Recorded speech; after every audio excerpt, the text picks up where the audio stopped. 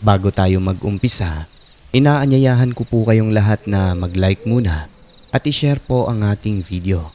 At sa mga hindi pa nakapag-subscribe, kung maaari ay mag-subscribe muna kayo para updated sa mga susunod na upload. Yun lang at maraming salamat.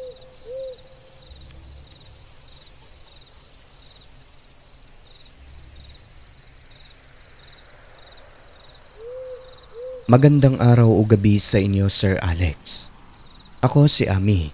Ibabahagi ko lang ang karanasan namin tungkol sa isang nilalang na kung tawagin natin ay aswang.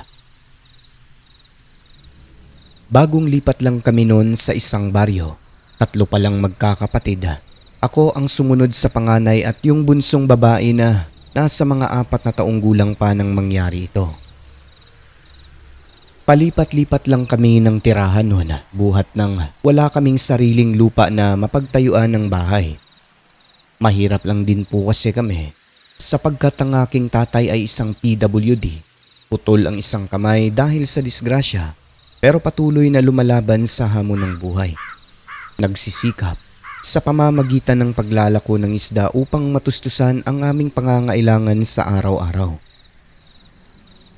Yung nanay ko naman ay tumutulong sa pamamagitan ng pagtitinda ng kung ano-anong gulay sa palengke. Noong bumalik na yung may-ari ng bahay na aming inarkila noon, nahabag sila sa sitwasyon naming palipat-lipat kung kaya pinatira kami sa kanilang bakanting lupa na walang bayad. Nagtayo lang kami ng tahanan namin doon. Maliit lang talaga, Sir Alex, tipong may masisilungan lang at hindi maulanan ay okay na.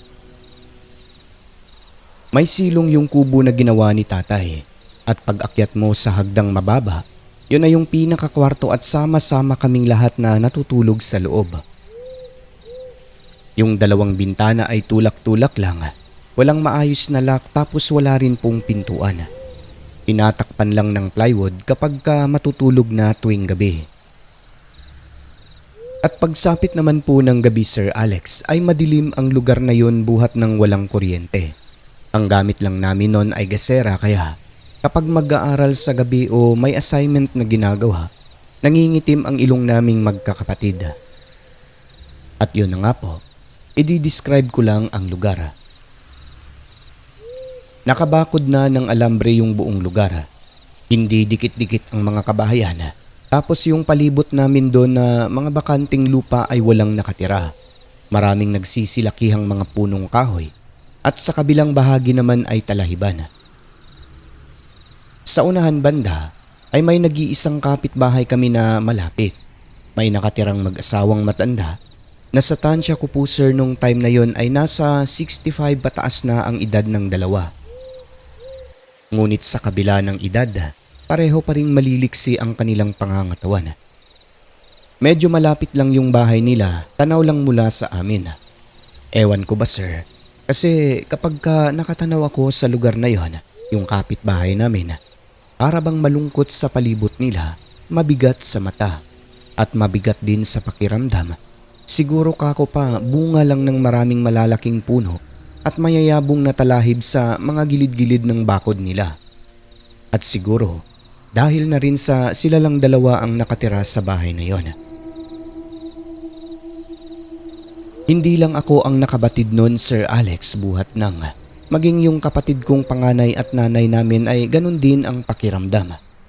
Nang tumagal, napapansin namin na yung mga aso ng ibang kapitbahay doon, kahit na medyo distansya mula sa amin, malimit nangyayari kada hating gabi, minsan maaga pa mga alas 8 o kaya alas 9. Nagsisialulungan na ang mga ito na akala mo nakakita ng kung ano.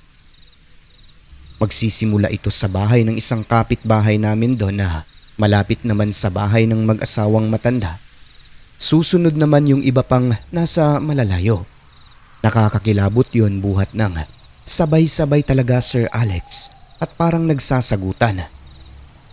Nang tumagal nun, sir, ayon kay nanay at tatay, minsan alas 11 pasado ng gabi habang nasa poso ang mga magulang ko nun, nakarinig sila ng huni ng kikik na nagmumula sa ibabaw sa may puno ng nyog. Napakahina lang daw nito, Parang bumubulong lang pero dinig nilang pareho sapagkat napakatahimik ng lugar namin doon. Tanging mga kulisap lang ang iyong maririnig sa gabi, kaya kapag may kakaibang tinig ay talagang mapapansin mo. Dala ng pagtataka, tumingala si nanay at may napansin siya na parang may kung anong maitim na bagay sa katawan ng niyog sa may bandang gitna. Inakala pa nga niyang bahay ng anay kasi malaki talaga na parang dumikit sa puno. Ngunit noong rumehistro sa kanyang mata ang figura at ang dalawang nagkukulay pula, dito kinilabutan ng aking inay Sir Alex kung kaya patay mali lang siya sa bayuko pagkatapos ay kinalabit ang aking itay. Ang nasilay niya kasi sa tingin ng aking inay na nasa ibabaw ng puno di kalayuan mula sa bakod. Ang matandang kapitbahay na lalaki, pulang-pula at nagbabaga ang mga mata tapos hindi gumagalaw habang nakatitig sa kanila. Dalian mo na Samuel, naantok na ako eh. Oo, sandali na lang to. Bakit parang namumutla ka? Dalian mo na. Bakit nga? Samuel, tignan mo sa ibabaw ng niyog. Wika ni nanay na halatang natatakot. Pagkatingala naman ni tatay, ala ano yan? Kaya nga dalian mo na eh. At nang maklaro ni Papa ang hitsura ng matandang lalaki, at ay mali lang din siya upang hindi mahalata. Kagad umiwas sa pagtingin. Pagkatapos ay nagmamadali hanggang sa matapos na ang ginagawang paglilinis. Halika na. Dali-dali na silang naglakad pabalik sa aming bahay. Yung puso sir ay distansya ng konti mula sa amin. Kaya nagmamadali na ang aking mga magulang gawa ng nakaramdam sila ng pag-aalala sa aming magkakapatid. Lalo na sa bunso na nasa mga 4 na taong gulang pa lamang nung time na yon.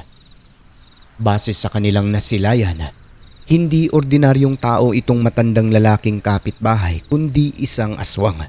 Kahit sinong magulang ay mag-aalala talaga kasi nga kapitbahay mo ganun, di ba? Mamaya pagka-uwi mo, wala na ang iyong isang anak.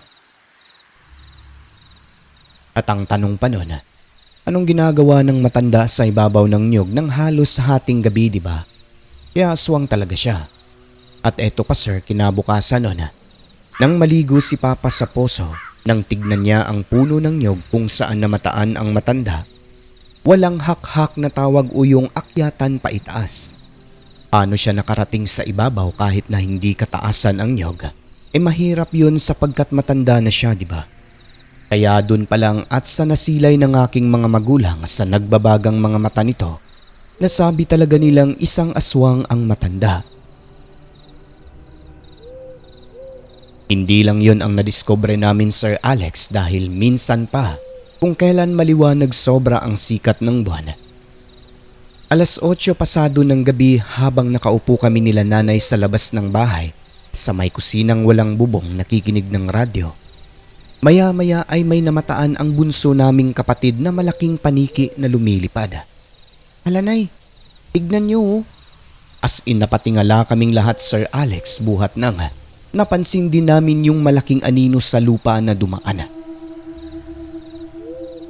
Napahawak ang aming inay sa mga kamay naming lahat Sir Alex bunsod nang. Yung tinuturo ng bunso ay napakalaking paniki na parang kasing laki rin niya na mayroong napakalawak na pakpak. Kitang-kita naming lahat na dumapo ito sa isang di pa kataasang puno ng sampalok tabi ng bahay ng kapitbahay. Pagkatapos ay nagsimulang mag-alulong ang mga aso sa paligid. Palatandaan na may nakikitang hindi normal. Yung tatay ko noon ay nasa poso at tinatawag siya ni nanay sa pamamagitan ng mahinang sitsit. Hindi kaagad lumapit si Papa. Sa halip ang ginawa niya sir, nagkubli sa may puno ng aratiles dahil maging siya nasilay din pala yung malaking paniki na yon pagkat napansin niya rin ang malaking anino na dumaan sa lupa. Pinagmasdan niya ang puno ng sampalok at di nagtagal habang umaalulong ang mga aso ng kapitbahay. Sa maniwala kayo o hindi, Kita niyang may naglakad mula sa puno na yon papunta sa bahay ng kapitbahay at walang iba kundi ang babaeng matanda na nakasuot ng mahabang kulay itim na damit at saya. Kaya nang dahil doon, natuklasan naming dalawa pala talaga silang aswang, Sir Alex. Katagalan nun, parang nasanay na lang din po kami roon. Kapag umaalulong na ang mga aso, takbuhan na lang kami niyan ng mga kapatid ko papasok sa bahay at magtatawanan na lang kasi nga lumipad na naman ang kapitbahay o di kaya'y kakarating lang. Kasabay ng paglipas ng panahon, yung nanay at tatay ko, sir, madalas na talaga nilang namamataan lalo na kapag maliwanag ang buwan. Na kapag umaalulong na ang mga aso, meron talagang bababa sa puno ng sampalok.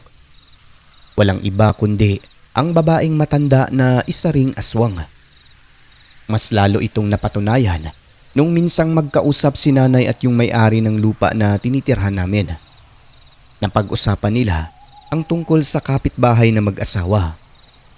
Ang sabi nito, totoong aswang daw ang dalawang matanda kasi maging sila ay nakasaksi rin.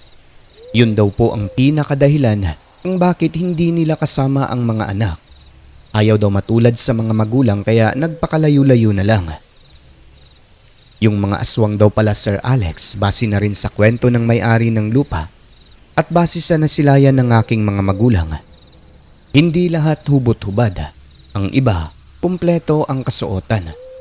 Yung damit daw ng matandang babae na mahaba ay parang nagiging pakpak daw po nila yun, sir, kapag lumilipad. So ayun na nga. Nakakatakot sa umpisa kasi nga kapitbahay mo parehong aswang, di ba? Ngunit katagalan nun, nasanay na lang din. Ang hindi namin inasahan, Sir Alex, mayroong binabalak na hindi maganda ang kapitbahay namin ito. Pwedeng sa akin, pwedeng kay kuya, ngunit malamang sa malamang ang pakay nito ang kapatid naming bunso. Ganito po kasi ang nangyari. Minsan nung natutulog na kami, Sir Alex, kung hindi ako nagkakamali, nasa mga 9:00 pasado na nung gabi na yon at sobrang tahimik na.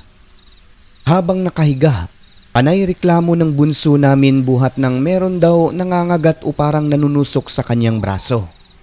Akala ni nanay mga langgam lang kasi nga yung sahig namin doon ay kawayan lang na diretsyo sa lupa. Walang katre at sa sahig lang din nakahiga. Kaya iniisip ni nanay baka mga langgam na galing sa lupa umaakyat.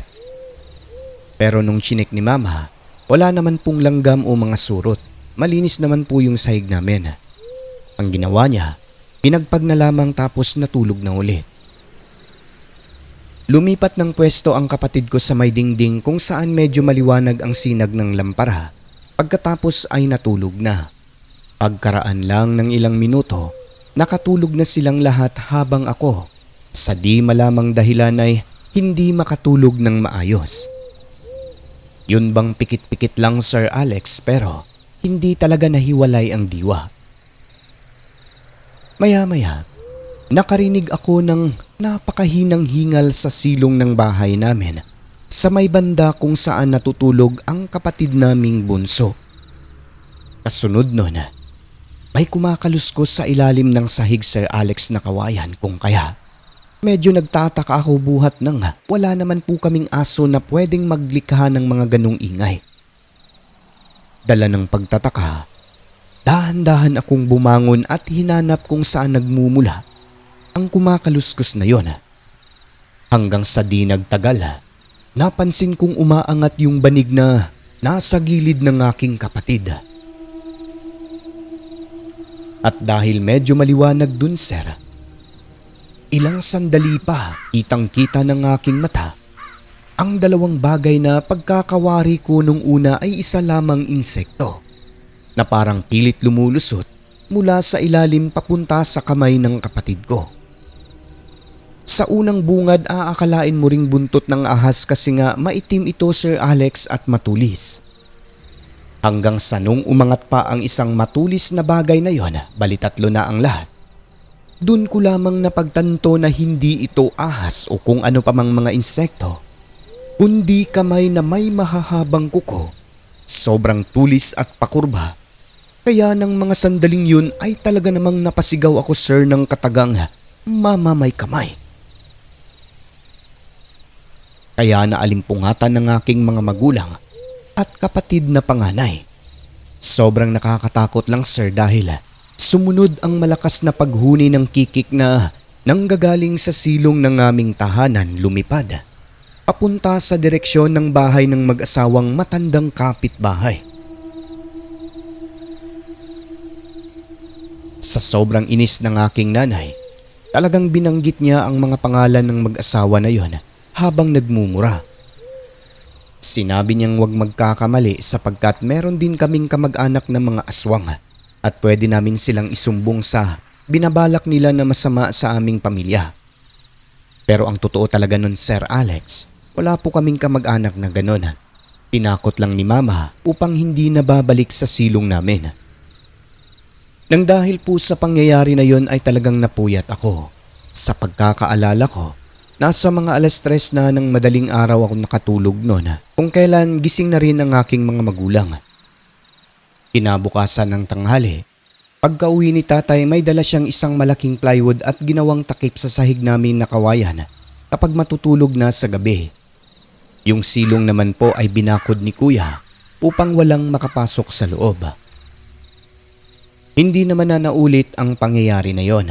Maaaring natakot din ang kapitbahay kasi nga nagbanta si nanay na isusumbong sa mga kamag-anak naming mga aswang din. Pero ang totoo, wala talaga. At napansin din namin matapos ang pangyayari na yon, hindi makatingin ng diretso ang mag-asawa sa aking mga magulang. Palatandaan na meron silang ginawa o pagbabalak gawing hindi maganda sa amin. Kaso napurnada kasi nga nabuking sila. Sa huli upang makaiwas na lang sa posibleng gulo, gaya ng dati, lumipat na lamang po kami ng ibang tirahan. Natakot kasi ang aking mga magulang na baka isang araw may mangyaring masama sa bunso naming kapatid. Nakahanap naman po kagad ng malilipatan at salamat sa Diyos, libre lang. At yun na po ang nakakapangilabot na karanasan namin sa aswang Sir Alex. Hanggang sa muli. Ami ng Mindanao.